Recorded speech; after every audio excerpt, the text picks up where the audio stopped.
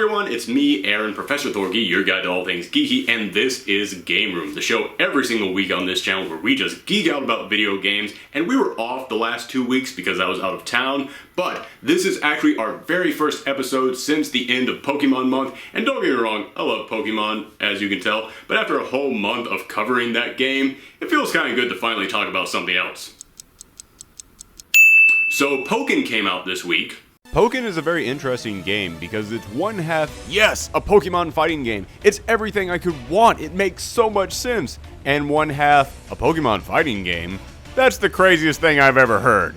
And to me, that's kind of what makes this game so fun. It's that it's a franchise that many people probably would never have looked at and thought fighting game, but at the same time, it fits perfectly. So it got me thinking, what other franchises would I love to see get a fighting game?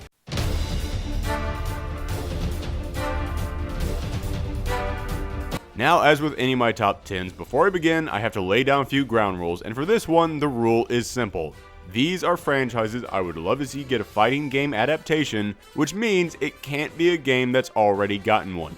Even if the game stunk and it deserves another shot, if it's already had a fighting game, then I'm not counting it. Aside from that, everything is fair use. It can be a game franchise, a comic book franchise, a TV series, anything you can think of. If I think it would make a good fighting game, then I'm going to give you my pitch, so let's get into it. At number 10, Disney. This one is a bit odd, I'll admit that, because the idea of Disney characters beating the snot out of each other seems a tad uncomfortable, but after Kingdom Hearts, I've kind of opened up to the idea of taking Donald and Mickey into combat. And it doesn't have to be hardcore Mortal Kombat style fighting, no, you can just have some light magic and paintbrush attacks being flung back and forth. Unless you pick the Beast. The Beast would mess you up. Number 9, MEGAMAN. Why MEGAMAN? Well, because he's a fighting robot. MEGAMAN! Don't act shocked, you all knew that joke was coming. But come on, we've already seen how MEGAMAN can use his different moves in battle in Marvel vs. Capcom and Super Smash Bros. Plus, with the long list of robot masters he's gone up against, there are countless opponents you could put into this game. And besides, if MEGAMAN can play soccer, he can have a fighting game. And I know what someone out there is going to say, oh, but he already had a fighting game, and you said that wouldn't count. Yeah, it was a fighting game that only came out in arcades, only in Japan, and you could only pick 3 characters. I'm not counting that as a real fighting game. Number 8, SEGA All-Stars. I really wanted to put Sonic on this list, but he already had a fighting game years ago that was met with less than hospitable reception, and these days Sonic doesn't need any more of that. But one of the things he's done recently that was pretty well received was the SEGA and Sonic All-Stars Racing. And if SEGA is going to take a crack at kart racing games, well then why not fighting games as well? You could include characters from some of SEGA's biggest franchises and lead it all up to a boss fight against Segata Sanshiro.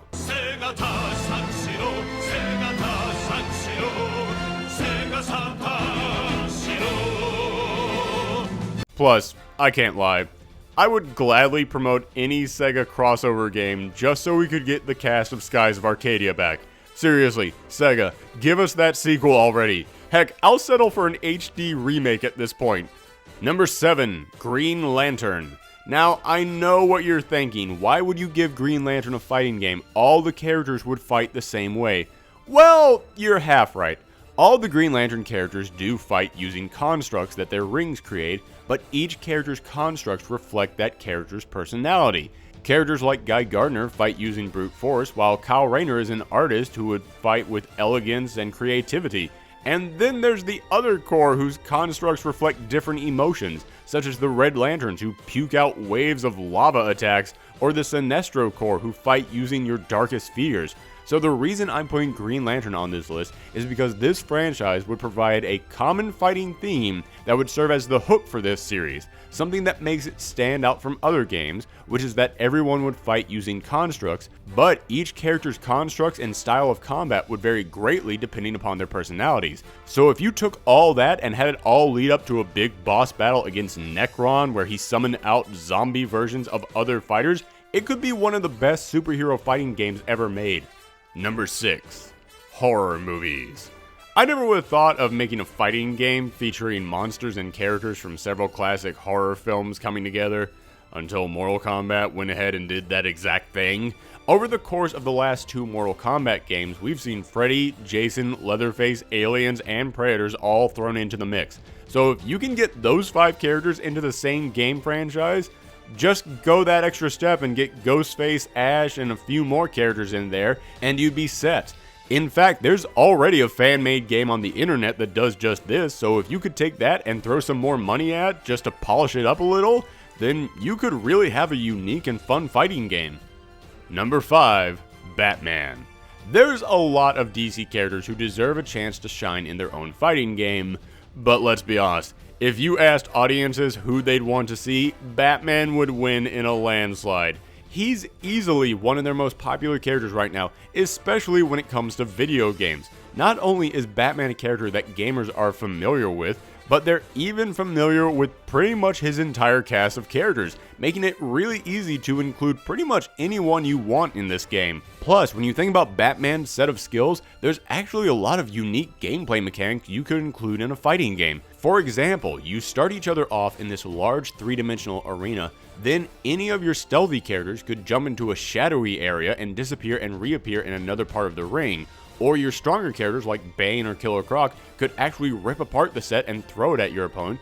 Or your more clever and crafty characters like Joker and Riddler could set up traps and bombs throughout the arena. With a Batman fighting game, you wouldn't just be using his roster of characters, you'd be using the city of Gotham itself. Number 4, 80s cartoons. Teenage Mutant Ninja Turtles, G.I. Joe, He-Man, Thundercats. Let's be honest, if you were a kid in the 80s, you had action figures for each of these shows, and you loved to do nothing more than just smash them into each other pretending like they were fighting. You dreamed of the day in which you could see Leonardo take on Snake Eyes, Lion-O take on He-Man, Orko take on, I don't know, Strawberry Shortcake. My point is, we always want to see these characters come together for an all-out brawl, but all we ended up getting was one big anti-drug commercial. And yes, I know that each of these properties are owned by different companies now, but I'm pretty sure each of those companies like money. Number 3, indie games. Okay, if you thought that last one would be hard to bring together, that's nothing compared to this. Over the past few years, the indie game community has stepped up and provided some of the best new gaming mascots of the last decade.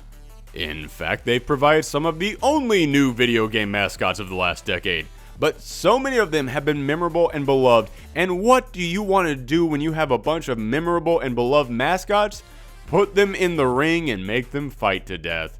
Imagine Smash Bros, but with Shovel Knight, Meat Boy, Juan Aguacate, Steve, Octodad, Hattie Hattington, and so many more going up against each other, duking it out on the gorgeously colorful sets of Guacamelee, the dark and haunting backgrounds of Limbo, or even punching each other through the walls of Fazbear's Pizza. I know that the odds of getting all these franchises to agree on this are next to nothing, but you could still get enough of them to play ball and we could get a decent collection of these characters to come together to create the Smash Bros for the next generation.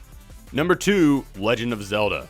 I'll admit to you that a few years ago, I never would have put Legend of Zelda on this list because I didn't think they had enough characters to play as. I mean, you pretty much just have Link, Zelda, and Ganon in every single game. But then Hyrule Warriors came out and it made me realize, oh right, there are tons of awesome characters in the Zelda franchise that you could play as. In fact, I have to thank Hyrule Warriors for getting Zelda this high on the list because that game is basically the blueprint for a Zelda fighting game. What characters should we include in the roster? Check Hyrule Warriors. What stages should we have in there? Check Hyrule Warriors. What should their super moves be? I don't know, let's check Hyrule Warriors. The reason I'm so passionate about this is because we're already 50% of the way there. Just throw in a couple of 2-round matches and the Super Dark King Ganon as the boss at the end of the game and you're set. Wait, no, not Super Dark King Ganon. Ganon wearing Majora's Mask. Wait, no, the Fierce Deity's Mask.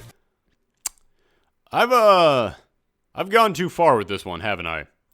Let's just move on to number 1. And at number 1, Avatar.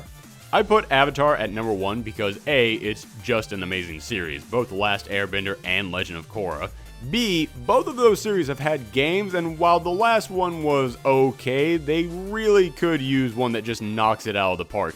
and C, there are so many amazing characters from throughout both of these series that you could fill up a giant roster of lovable fighters.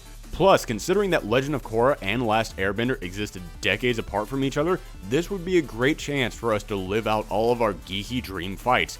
Toph versus Kuvira, Mako versus Azula, Sokka versus Asami, and of course, Korra versus Aang. Take these characters and this series and treat it the way you do the Naruto Ninja Storm games with their over-the-top animated super moves, quick agile combat, and giant stages, and you would have a fighting game worthy of this amazing franchise.